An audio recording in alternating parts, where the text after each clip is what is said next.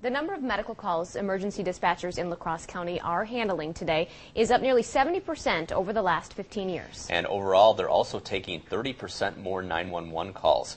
News 8's Jenna Traum joins us now in our studio to tell us why and how emergency responders are working together to handle the increase. Mike and Lisa, the increase has been gradual. We're talking 2 to 5% a year. That's been making the change a lot more manageable for emergency responders. But those numbers definitely add up over time.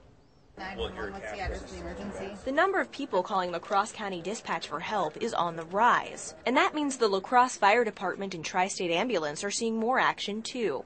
A lot of folks are calling 911 more often instead of just taking themselves to the clinic or to the hospital, their children or their loved ones. They know that they can call 911. The fire department will show up with EMTs, and Tri-State will be right alongside of us or soon behind us to get them to the hospital. A major reason we've seen increased call volume? Cell phones. The increase of cell phone use over the past 10 years means dispatchers are taking multiple calls on the same emergency.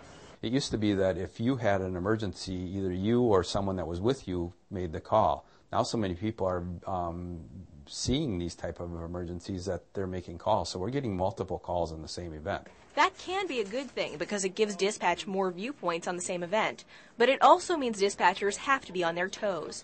I remember back many years ago there was a fire in downtown La Crosse, and we were getting so many calls on it because it was so visible.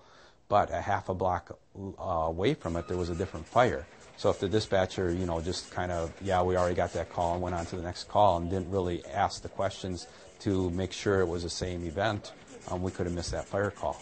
The steady increase in calls has been gradual, so for the most part, emergency responders have been able to keep up with the call volume. But every once in a while, it can get overwhelming. Anytime you have an increase on a system, whether you're prepared for it or not, at times it can exceed your expectations for what you're able to mitigate at any one moment.